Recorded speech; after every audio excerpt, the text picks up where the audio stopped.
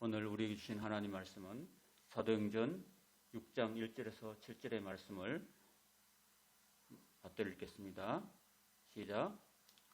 그때 제자가 더 많아졌는데 헬라파 유대인들이 자기의 과부들이 매일의 구제에 빠짐으로 히브리파 사람을 원망하니 12사도가 모든 제자를 불러 이르되 우리가 하나님의 말씀을 제쳐놓고 접대를 일삼는 것이 마땅하지 아니하니 형제들아 너희 가운데서 성령과 지혜가 충만하여 칭찬받는 사람 7을 택하라. 우리가 이 일을 그들에게 맡기고 오로지 우리는 기도하는 일과 말씀 사역에 힘쓰리라 하니 온 무리가 이 말을 기뻐하여 믿음과 성령이 충만한 사람 스데반과 또 빌립과 프로고로와 니가노로와 디몬과 바메나와 유대교에 입교했던 안디옥 사람 니골라를 택하여 사도들 앞에 세우니 사도들이 기도하고 그들에게 안수하니라. 하나님의 말씀이 점점 왕성하여 예루살렘에 있는 제자의 수가 더 심히 많아지고 허다한 제사장의 무리도 이 도에 복종하니라. 아멘. 제목 같이 읽겠습니다. 섬기는 삶. 함께 읽었던 사도행전 6장의 말씀은 초대교회가 최초로 7 집사를 세우는 그런 동기와 과정을 기록하고 있습니다. 이어서 이어지는 8절부터 15절은 스데반 집사님이 성령이 충만하여서 놀랍게 활약하시는 활약상을 보여주고 있습니다. 이 말씀을 통해서 오늘 우리들도 초대교회 성도들처럼 성령이 충만해서 살아있는 하나님 앞에 충성하는 그런 성도들, 집사님들 되시기를 주님의 이름으로 축원드립니다. 1절에 보면 그때 제자가 더 많아졌습니다. 그때라는 것은 5장 말미에 보면은 제자들이 성전에 있든지 집에 있든지 예수는 그리스도라고 가르치기와 전도하기를 쉬지 않았다는 이야기를 합니다. 그렇게 쉬지 않고 복음을 전하니까 제자가 더 많아졌다는 것입니다. 1절에는 이 초대교회가 이제 제자들이 많아지고 섬겨야 될 그런 사람들이 많아지니까 섬기는 분들을 세우게 되는 그런 동기와 과정이 나타나고 있습니다. 그래서 초대교회는 여기 나와 있듯이 헬라파 유대인들과 히브리파 유대인들 이 두 부류로 이제 구성되어 있었습니다. 먼저 나타난 히브리파 유대인은 옛날부터 오랫동안 이스라엘에 살았던 유대인들을 말하고, 반대로 헬라파 유대인들은, 헬라라는 것은 이방 지역이고 그리스를 말하고 있습니다.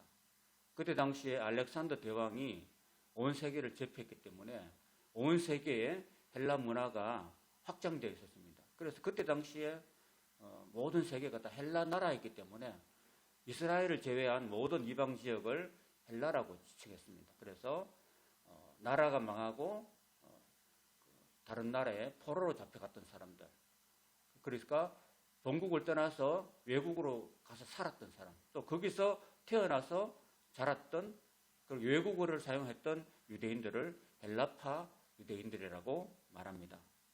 그래서 초대교회 때는 바로 이런 히브리파 유대인들과 헬라파 유대인들이 같이 섞여서 공동체를 이루고 있었다는 것입니다. 주류는 히브리파 유대인이고 다수파였고, 비주류는 소수파 헬라파 유대인들이었습니다. 그런데 사람들이 많아지고 또 사도들이 그때 당시에는 성도들이 먹고 마시는 그런 공동체이기 때문에 사도들 앞에 자기의 집을 팔고 재산을 팔아서 헌금을 한 것 가지고 그걸 가지고 먹고 쓰는 그런 공동체였습니다. 처음에는 사도들이 그런 돈을 가지고 성도들한테 나눠주고 또 사도들이 직접 또 음식을 챙겨주고 이런 일을 했다는 거예요. 사도들은 헬라파 유대인이 아니고 원래 거기 살았던 이스라엘 사람들이 있잖아요. 그러니까 히브리파 유대인들이었습니다. 히브리파 유대인들은 헬라파 유대인들처럼 외국어를 잘 못하고 또 언어도 잘 안 통하기 때문에 헬라파 유대인들 가운데서 구제해야 될 사람, 그러니까 과부들, 남편을 잃고 가난하게 살았던, 또 직장도 없고 돈을 벌 수 없었던 그런 여인들을 섬기는 일에 있어서 좀 소홀히 대하고 싶어서 소홀히 대한 게 아니라 자연적으로 소통이 잘 안 돼가지고 그분들을 구제해서 좀 빠뜨리는 그런 일들이 있었다는 겁니다. 그러니까 그들 가운데서 왜 교회 안에서 왜 히브리파 과부들은 잘 챙겨주고 왜 우리는 잘 안 챙겨줍니까? 라고 원망이 일어났다는 거예요.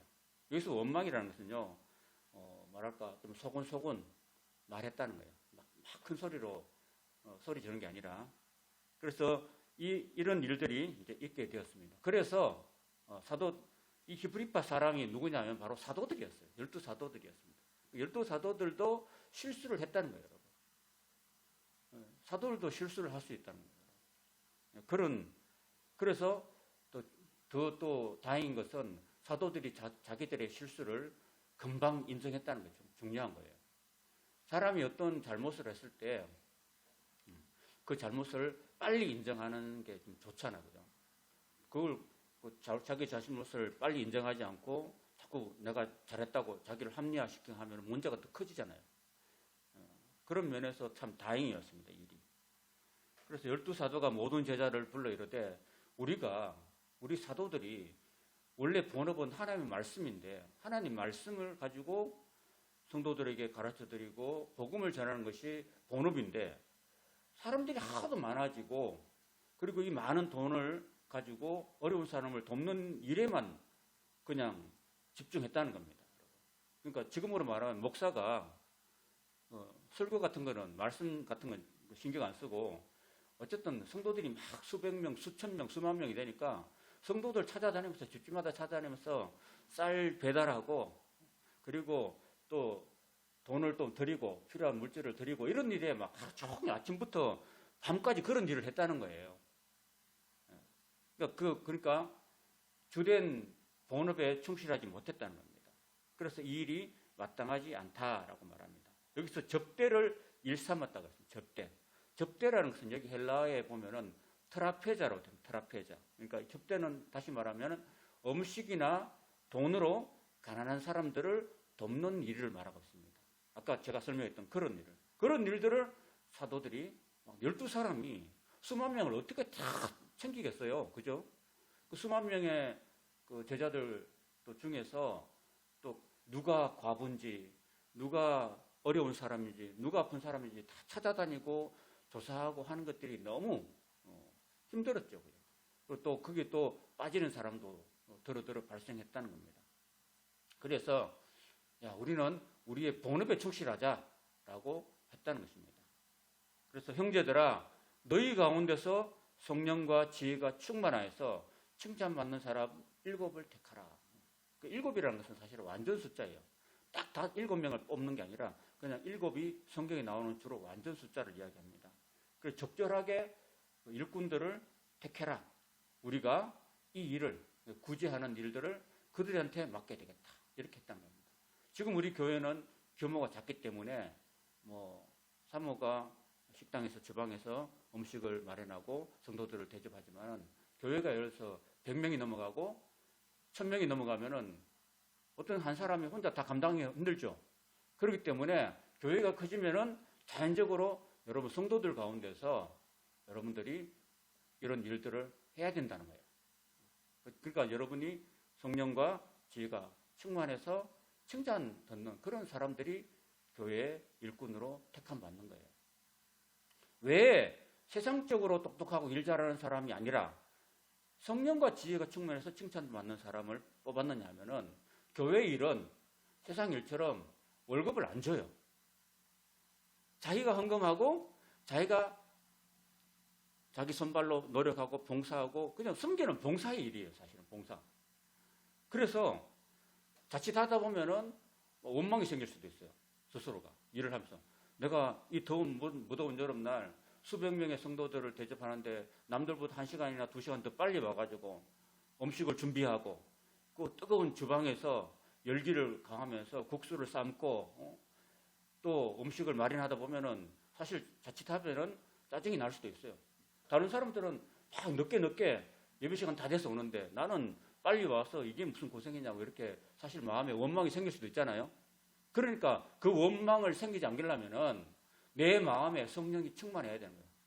왜 성령이 충만하면은 그런 원망이 안 생기냐면 성령은 기쁨의 영이기 때문에 내가 하나님께 받은 은혜를 나에게 각인시켜 주시고 내게 기쁨을 주시고 야 그래 내가 하나님께 이런 사랑과 은혜를 받았지.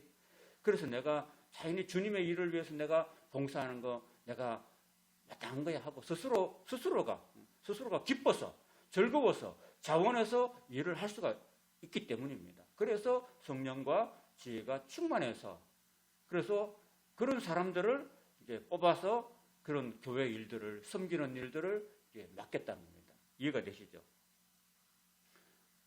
그래서 4절에 우리는 오로지 기도하는 일과 말씀 사역에 힘쓰리라라고 사도들이 이야기합니다. 여기서 말씀 사역이라고 하는데 사역이 헬라어에 보면은 디아코니아로 되어 있습니다. 여러분 교회의 5가지 요소가 뭐냐면 예배, 전도, 선교, 봉사, 구제 이런 5가지 있는데 그 중에 한 가지가 바로 디아코니아, 봉사입니다. 봉사, 섬김. 섬김이 무슨 뭐 주방에서 음식을 마련한 걸 구제를 한다는데 이런 것들도 또 봉사지만은 말씀 전하는 이것도 또 봉사 사역이라는 거예요. 제가 여러분들에게 하나님 말씀을 전해드리는 일도 말씀 사역 곧 디아코니아 봉사라는 겁니다. 그 디아코니아라는 것은 다른 뜻으로 하면은 하인이란다. 하인이라는 것은 남에게 종이 되어서 남을 섬기는 사람이잖아요. 그죠? 그런 일들이 바로 여기에 들어있다는 겁니다. 그래서 원래 사도들은 기도와 말씀으로 사람을 섬기는 하인들로서 자신들의 본업에 충실하기 위해서 음식과 금전으로 사람을 섬기는 하인을 세웠는데 그 세운 사람들이 바로 오늘날 집사라고 하는 디아코노스입니다. 여러분들이 교회에 나와가지고 세례를 받으시고 그 다음에 예배에 성실히 참여하시고 그리고 성령을 받으시면 교회가 여러분들에게 이제 집사의 직분을 드리는 거죠. 그 집사도 교회에서 임명하는 것보다도 선출하는 경우가 많아요. 그러니까 여기서 보면 실제로 보면 안수하에서 세웠다 그랬거든요. 그래서 그거를 안수 집사라고 합니다. 안수 집사. 그 사도들이 안수하에서 세운 집사님들을 안수 집사라고 합니다. 그 1년짜리 집사는 그냥 서리 집사예요. 서리 집사. 1년 동안 그냥 해보고 그 다음에 이제 안수하면은 항존직이 되는 거죠. 그런 경우입니다. 근데 목사가 하는 말씀 사역이 최고의 섬기라는 뜻이 절대로 아닙니다. 단지 사람마다 자신의 은사에 따라서 내가 음식을 잘하면은 음식을 봉사할 수 있는 거고, 내가 운전을 잘하면은 차량으로 봉사할 수 있는 거고, 내가 손재주 있고 그러면은 손을 가지고 여러 가지 할 수 있고, 내가 또 청소를 잘하는 거 있으면은 청소로서 봉사할 수 있는 거고, 여러 가지 또 뭐 이것도 저것도 아니고 내가 그냥 바빠서 아무것도 하면 물질로 또 봉사할 수 있는 그런 것입니다. 그래서 사람마다 섬김의 역할이 다르다는 의미인 것입니다. 그리고 우리가 예수 믿는 그리스도인이라면은, 진정한 그리스도라면은 누구나 우리는 말씀과 기도, 물질과 음식, 재능, 자신의 손과 발로 누군가를 섬기는 하인이 되어야 된다는 겁니다. 그 이유는 바로 우리의 모범이신 예수님에게서 찾을 수가 있습니다. 그래서 마태복음 20장 28절에 예수님이 이렇게 말씀하십니다. 한번 따라해 보실까요? 인자에 온 것은 섬김을 받으려 함이 아니라 도리어 섬기려 하고 자기 목숨을 많은 사람의 대속물로 주려 함이니라. 그렇습니다. 예수님께서 이 땅에 오신 것은 섬기러 오셨어요. 섬기는, 희생하러 오셨습니다. 예수님께서 이 땅에 큰 대궐 같은 궁전에서 태어나지 않으시고 가장 낮고 낮은 그런 마구간에서, 그것도 짐승의 먹이통인 말 구유에서 가장 낮은 곳으로 태어나셨습니다. 그리고 가난하고 어렵게 사셨습니다.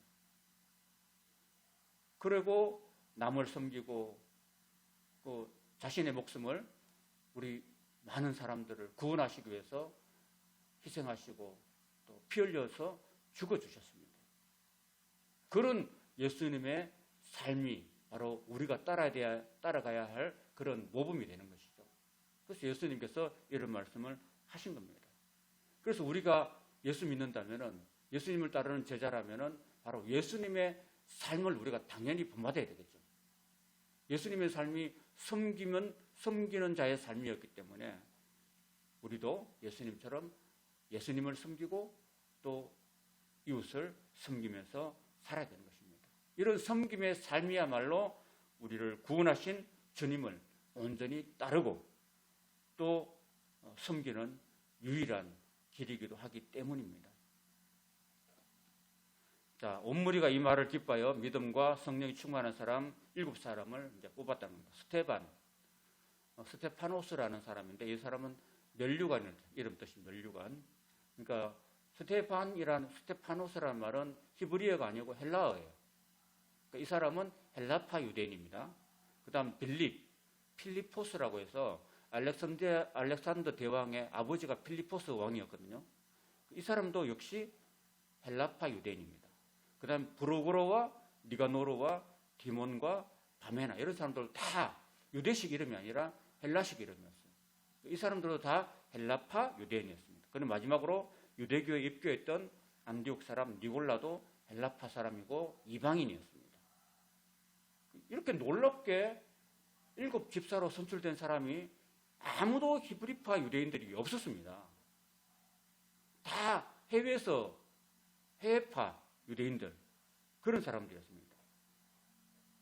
다수인 히브리파 유대인에 비해서 소수에 지나지 않았지만 그럼에도 불구하고 그들이 7집사로 선출된 이유는 절대 다수의 히브리파 유대인들이, 헬라파 유대인들이 능력 있고 외국어를 잘 사용하고 그리고 그들이 피해를 받잖아요. 그죠? 그들이 소외되었잖아요. 그들을 세워서 그들로 하여금 구제 일을 담당하는 것이 더 옳다고 믿어주고 양보해 주었기 때문에 가능했다는 것입니다. 그리고 실제로 헬라파 유대인들은 이스라엘 사람보다 더 넓은 세상에 살았기 때문에 견문이 넓었고 또 이 사람 저 사람 유대인들은, 히브리파 유대인들은 굉장히 폐쇄적이었어요. 이방인들은 다 멀리하고 자기네끼리만 살았던 아주 폐쇄적인 그런 사람이었기 때문에 좀 견문이 넓지를 못했습니다. 그런데 비해서 헬라파 유대인들은 인간관계가 굉장히 넓었고 폭이 넓었습니다.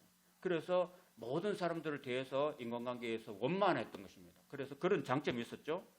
그래서 구제 일을 잘했을 뿐 아니라 나중에 이제 사도행전을 계속 보면은 이 복음을 이방인들에게 땅끝까지 전하는 일에 더 훨씬 효과적으로 잘 하나님께 쓰임을 받았다는 사실입니다. 그 예가 바로 사도행전 8장에 넘어가면은 빌립이라는 사람, 여기 두 번째 나오는 빌립, 이 사람은 유대인들이 말하는 이방 지역, 가장 가까운 이방 지역이 사마리아 지역인데 사마리아 지역에 그가 들어가서 유대인들이 상종하지 않는 그쪽에 들어가서 복음을 전하는 그런 일을 했고, 그 다음에 헬라파 유대인들의 거두라고 할 수 있는, 둔목이라고 할 수 있는 사울, 그러니까 사도 바울이 하나님께 부름받아가지고 온 세계 땅끝까지, 저 로마까지 복음을 전하는데 크게 쓰임을 받을 수가 있었다는 것입니다. 그러니까 이 초대교회에서 7집사를 선택한 것은 정말 잘한 것이었습니다. 잘했다는 거죠. 그래서 사도들 앞에 세우고 사도들이 기도하니까 그들에게 안수했다는 겁니다.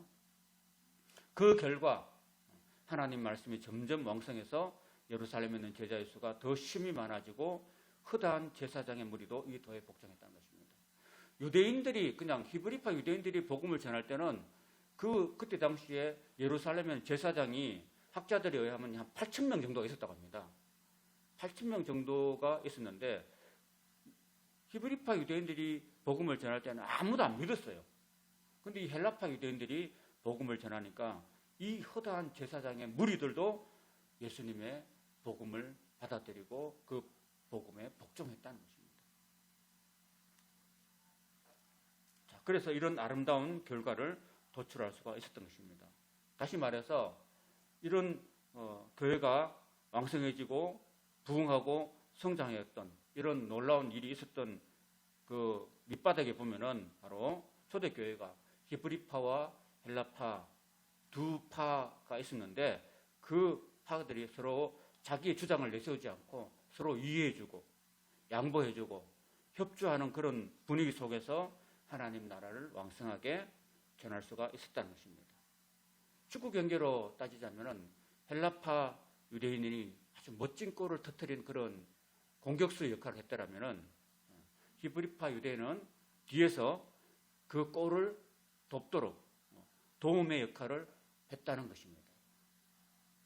그런 걸 보면은 오늘 우리가 우리 가정에서나 또 교회에서나 사회나 국가에서도 이런 원리가 다 적용되는 거죠. 우리 가정에서 보면은 가정에는 뭐 부모와 자식이 있잖아, 그죠? 그리고 부부 사이가 있잖아, 그죠?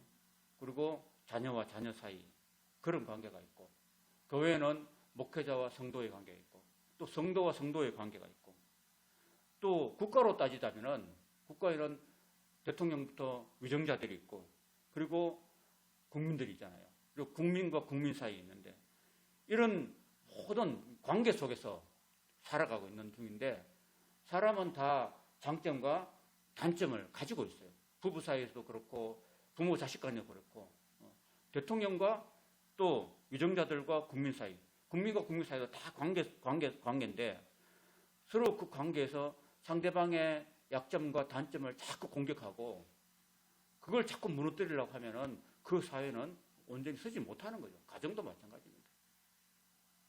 가정도 맨날 부부가 서로의 단점만 지적하고 서로 약점만 꼬집는다면 어떻게 그 가정이 행복할 수 있겠습니까?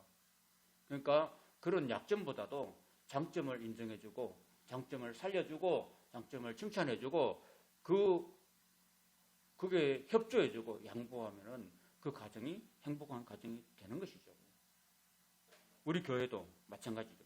우리 교회도 주님의 몸된 지체로서 여러분 지체는 머리도 있고 눈도 있고 코도 있고 입도 있고 손과 발이 다 달라요. 그러면은 사람이 눈만 있으면 됩니까? 눈이 발들어 야 너 발 냄새 나니까 저리 가 너는 내 몸이 아니야 이렇게 하면 안 되겠죠. 발이 있어야지만 우리가 어디든지 갈 수 있잖아요. 가고 싶은 데 갈 수 있고 일하러 갈 수 있고 어디든지 갈 수 있는 듯이 발이 없으면 안 되는 거죠. 그래서 발이 좀 냄새 난다고 해서 막 배척하거나 하면 안 되는 거죠. 발은 발대로 기능이 있고 눈은 눈대로 기능이 있고 손은 손대로 기능이 다 있는 거죠. 그래서 우리 교회 공동체 안에서는요, 사실 눈이 약하잖아요. 눈은 한몫 쥐어받으면 크게 상처를 받을 수 있고 그렇잖아요. 그 약한 부분은 약한 대로 요긴하고 또 강한 부분은 강한 대로 다 쓰임 받는 기능이 있는 것이요. 그리고 예수님께서는 우리 교회를 어떻게 표현하냐면은 예수 그리스도의 몸된 지체라고 했습니다. 지체. 예수님은 우리 몸의 머리에 해당하시는 거예요. 우리는 각자 각 지체예요. 그러니까 좀 못난 부분도 있고 조금 미천한 부분도 있다 할지라도 다 이렇게 어우러져서 지체를 구성하기 때문에 제가 좀 못하다 해서 막 지적하거나 비판하거나 내치면 안 되는 거죠. 그 약한 것을 다 보호해주고 또 약점을 또 감싸주고 잘하는 것을 칭찬해주고 이렇게 하면서 교회가 온전히 서가는 것입니다. 그것을 오늘 우리에게 이렇게 가르쳐 주는 것입니다. 그리고 하나님께서 우리에게 주시는 성령을 받아서 우리 교회도 그저 왔다 갔다 하는 것이 아니라 성령이 충만한 사람은 교회가 커질수록 내가 할 수 있는 재능을 가지고 교회를 위해서 주님을 위해서 봉사하며 사는 삶이 이게 하나님이 기뻐하시는 삶이라는 사실을 기억하시기 바랍니다. 그 다음에 8절부터는 이제 그 대표적인 집사님이 스데반인데 스데반 집사님이 어떻게 활동했는가를 우리에게 보여주고 있습니다. 스데반이 은혜와 권능이 충만해서 큰 기사와 표적을 민간에 했다는 것입니다. 놀라운 것은 사도행전 2장에 보면요, 이 큰 기사와 표적이 집사님한테 임한 게 아니었어요.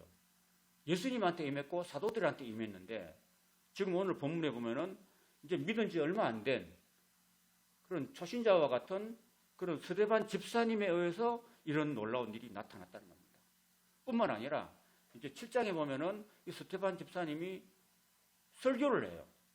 회당에서 설교를 하는데 그 설교의 수준을 보면은 사도들보다 훨씬 더 뛰어나요.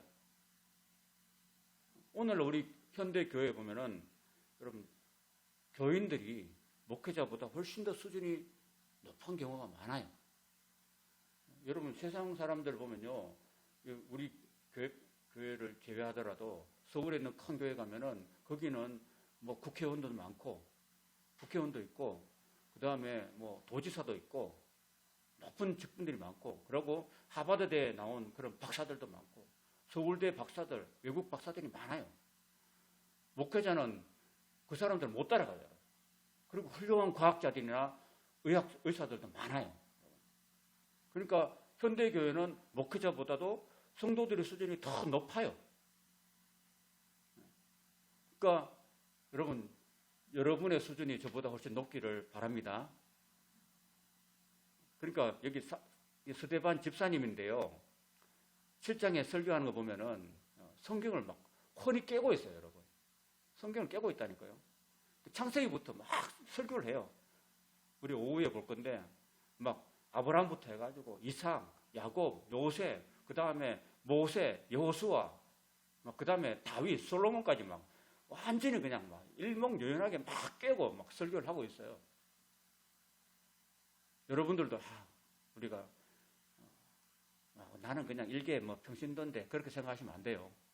여러분들도 성령 충만 받고 열심히 공부하면은 충분히 스데반 못지않게 수준이 높고 많은 사람들에게 사도들 못지않게, 목사들 못지않게 여러분이 일할 수 있다는 사실을 꼭 기억하시기 바랍니다.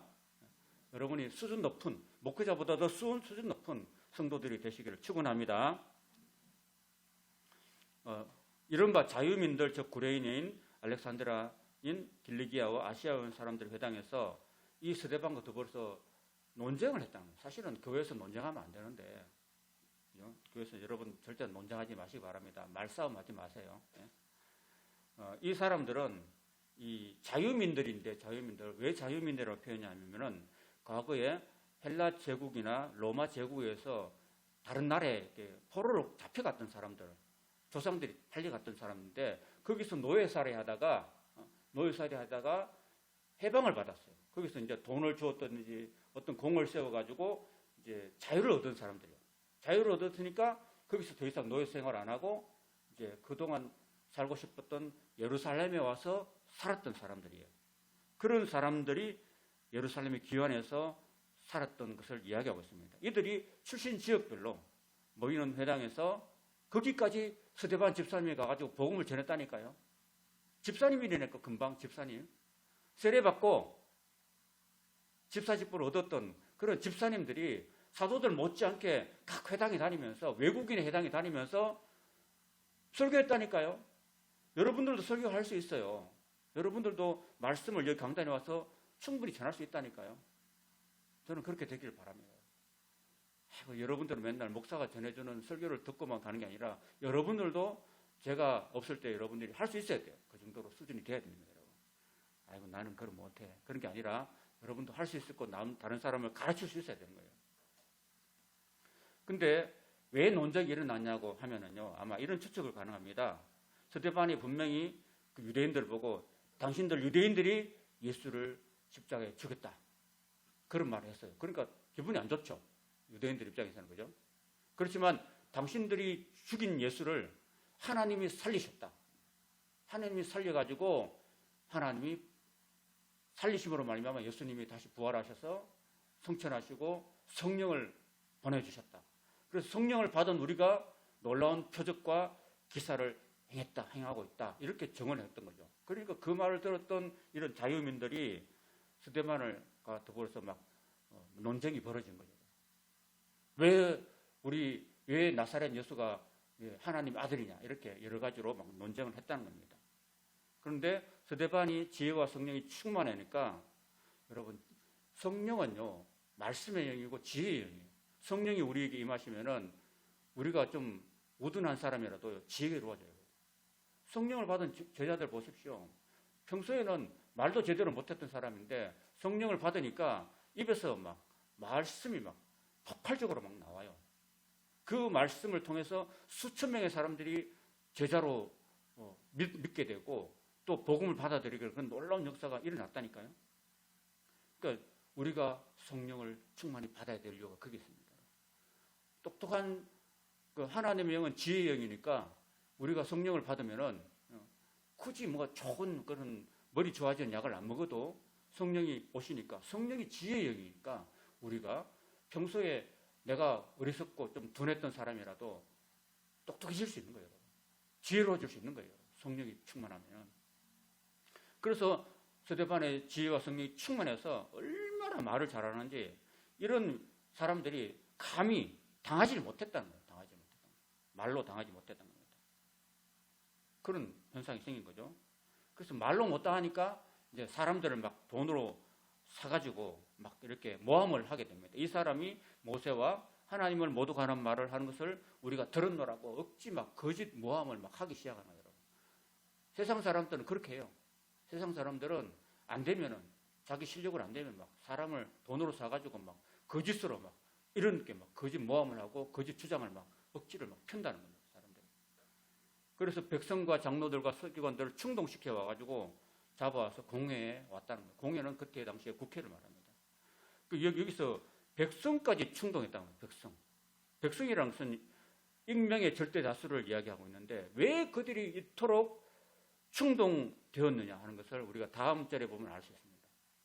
그 장로들과 서기관들은 소수예요. 그러나 백성들이 막 온 예루살렘 주민들이 막 전체적으로 다 충동돼 가지고 스데반을 대적했다는 겁니다.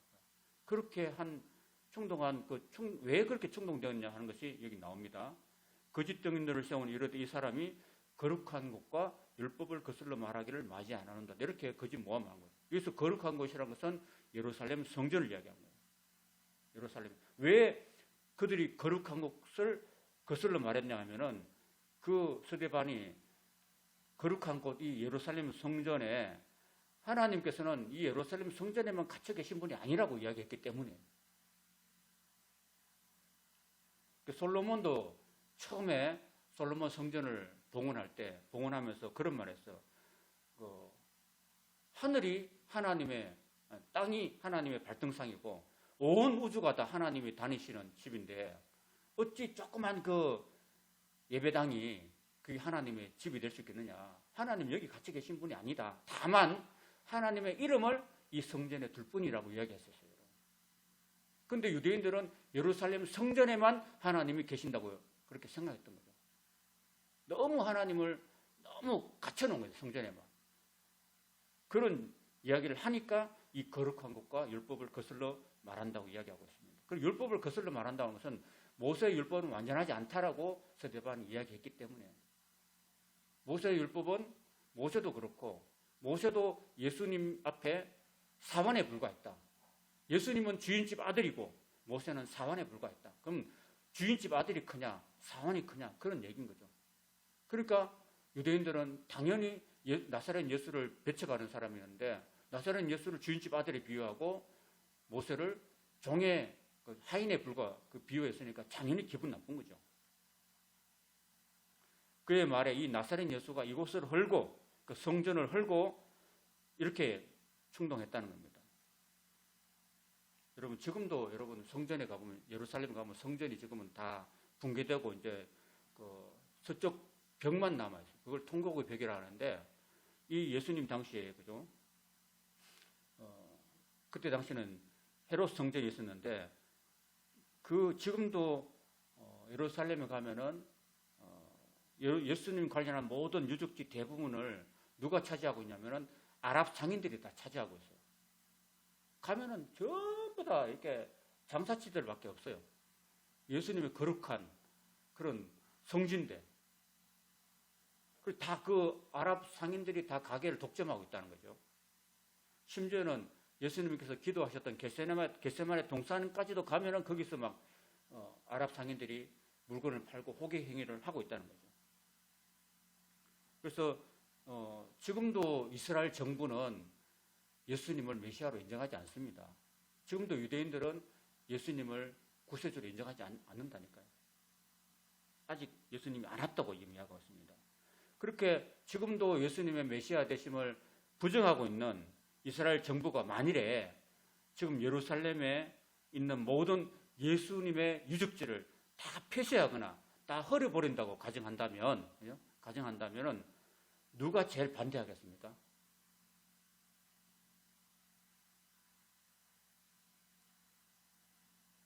상인들이겠죠. 그죠? 상인들. 왜냐하면은 그 모든 예수님 유적지를 다 무너뜨려버리고 없애버리면은 해마다 수백만 명의 그 성지 순례객들이 해외에서 순례를 오거든요. 심지어 이 아시아에 있는 사람들도 다 예루살렘을 성지로 여기고 그 순례를 가잖아요. 순례를 가가지고 돈을 지불하고 그러면서 장사하고 그 순례객 때문에 먹고 살잖아요. 예루살렘 사람들이. 그죠? 누구나 다. 그러면은 전 세계 모든 기독교인들을 제외하고서라도 예루살렘 주민들에서 가장 반발할 사람이 바로 아랍 상인들이에요. 그 이유가 뭐냐 하면은 그들이 예수님을 메시아로 믿기 때문이 아닙니다. 그들은 예수님을 인정하지 않습니다. 예수님을 안중에도 없는 사람들이에요. 다만 성지 순례객이 발길이 끊기면은 자신들의 돈주머니가 가장 타격을 받기 때문에 그런 거예요. 그래서 나사렛 이때도 2000년 전의 상황도 마찬가지였습니다. 나사렛 예수가 이 성전을 헐 것이다. 이렇게 말했다면 가장 반발했던 사람들이 바로 유대인들이었습니다. 유대인들. 거기서 장사해 먹는 유대인들이고, 그리고 1년에 이스라엘 남자들은, 그러니까 30세 이상의 모든 남자들은 1년에 3번씩 6월절, 7.7절, 초막절에는 무조건 하고 의무적으로 예루살렘 성전 예배에 참석해야 됩니다. 안 그러면 출교해버리거든요. 출교해버리면은 직장도, 공무직도 못 당합니다. 그 다 여러 가지 제약들이 많기 때문에 참여해야 돼요. 그리고 전 세계에 흩어져 사는 디아스포라 유대인들도 예루살렘 성전 예배를 의무적으로 드려야 했던 것입니다. 그래서 매년 수백만 명의 유대인들이 와가지고 여러 날을 여러분 절기가요, 6월절이 8일이거든요. 8일요. 8일 동안 머물려면 얼마나 거기 모텔이나 여관들, 숙소들이 그죠? 장사가 잘 되겠어요. 그죠? 수백만 명이 왔으니까. 그리고 제사를 지내려면은 그 외국인들이 소, 양을 끌고 올 수는 없잖아요. 그 예루살렘 와서 사야 돼요. 소를 사야 되고, 양을 사야 되고, 비둘기 사야 되는데, 그거를 프리미엄을 붙여가지고 대파는 그 사람들이 바로 종교 지도자들과 상인들이었습니다. 그들이 서로 결탁해가지고, 예를 들어서 비둘기 한 마리가 2,500원밖에 안 하면 그걸 4배로 바꾸어서, 그죠? 10,000원 주고 팔았다니까요. 그 모든 그 부당 이득들을 상인들하고 종교 지도자들이 다 자기들이 뒷돈으로 나눠서 챙겨 먹었다는 겁니다. 그런데 만일 예루살렘 성전을 예수님이 허물어 버린다. 그러면은 가장 반발할 사람들이 바로 대제사장들과 유대인들, 예루살렘 주민들이 아니겠습니까? 그죠? 근데 예수님이 절대로 성전을 헐지 않거든요. 이 사람들이 거짓말로 예수가 예루살렘 성전을 헐고 이런 말을 했기 때문에 백성들은요, 그게 사실인지 사실이 아닌지를 생각하지 않는 거예요. 단지 자신의 돈주머니가 피해를 본다. 이런 생각밖에 없는 거예요. 그 예수님 안중이었고, 그저 자신의 그 돈, 자신의 그 어떤 이득이 자신에게 피해가 온다. 그런 생각밖에 없었기 때문에 백성들이 쉽게 거짓 모함에 충동되고 흥분되었다는 것입니다.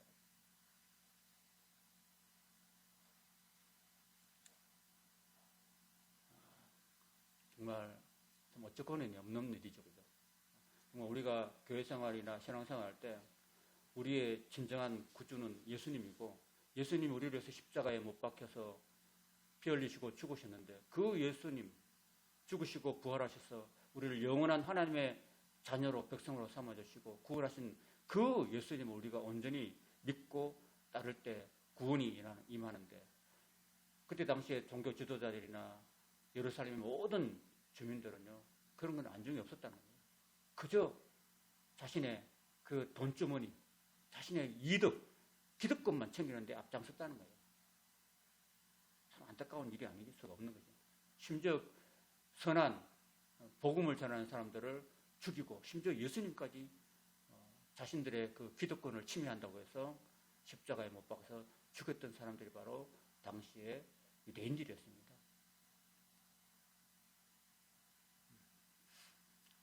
마지막 절, 공회 중에 앉은 사람들이 다 스데반을 주목하여 보니 그 얼굴이 뭐가 같다고요? 천사의 얼굴 같았습니다. 지금 아무도 자기 편이 없는 상황에서 스데반은 오직 성령으로 충만했기 때문에 그 상황에서 막 일대만의 상황이었어요. 일대만의 상황. 만 명들이 전부 다 백성들까지 다 스데반을 막 이렇게 모함하고 죽이려고 하는 그런 상황에서도 스데반은 목숨을 구걸하는 그런 비굴한 모습도 보이지 않았고, 자포자기하는 죽음 앞에서 절망적인 모습도 보이지 않았습니다. 그리고 거짓으로 자신을 모함하고 죽이려는 그런 유대인들과 백성들을 향해서 분노하고 이그러진 얼굴을 하지도 않았습니다. 오직 성령이 주시는 그런 평안으로, 기쁨으로 충만했기 때문에 모든 사람들이 그의 얼굴을 볼 때 천사의 얼굴과 같았다는 것입니다. 우리가 교회 일을 하면서 또 믿음 생활하면서 우리가 이런 스데반의 이런 모습 우리가 참 본받아야 될 것이라고 합니다. 세상이 아무리 힘들고 누가 나를 괴롭게 하더라도, 내 삶이 지치고 피곤하더라도 우리에게 성령이 충만하면 성령이 주시는 기쁨과 성령이 주시는 평안이 우리 속에 충만하기 때문에 아무리 내 외적인 상황이 어렵다 하고 절망적이라 할지라도 우리는 우리 마음속에서 솟아나는 성령이 주시는 기쁨으로 충만하고 성령이 주시는 기락으로 충만하고 성령이 주시는 평안으로 가득하기 때문에 외부의 상황과 상관없이 우리는 마음의 평안을, 기쁨을 유지할 줄로 믿습니다. 그런 성령의 은혜가 오늘 저와 여러분에게 임하시기를 축원합니다. 반면에 왜 천사의 얼굴과 같다고 했냐면요, 그 공회 중에 앉은 모든 사람들, 스데반을 죽이려고 했던 모든 사람들이 다 돈밖에 몰랐고 자신의 기득권만 챙기기에 급급했기 때문에 그 사람들은 마치 스데반이 천사의 얼굴과 같은 반면에 그들은 자신의 욕심으로 가득 찼던, 악령이 가득 찼던, 욕심이 가득 찼던 마귀의, 악마의 얼굴이었다는 그런 표현인 것입니다. 오늘 저와 여러분 예수를 믿는 그리스도인으로서 성령이 충만해서 하나님과 이웃을 하인처럼 섬기는 그런 삶을 사는 사람이 되어야 될 줄 믿습니다. 그리스도인은 하나님께서 동행하시고 그리고 우리의 삶을 통해서 복음을 전파할 때에서 놀라운 구원의 역사를 이루시고, 성령과 동행하는 사람들은 세상에 줄 수 없는 놀라운 하나님의 평안과 기쁨으로 충만한 것입니다. 그래서 어떤 어려운 상황도 우리는 여동함 없이 천사의 얼굴을 가지고 우리는 승리하며 살아가게 될 줄로 믿습니다. 이런 은혜가 저와 여러분의 삶에 함께 하시기를 축원드립니다.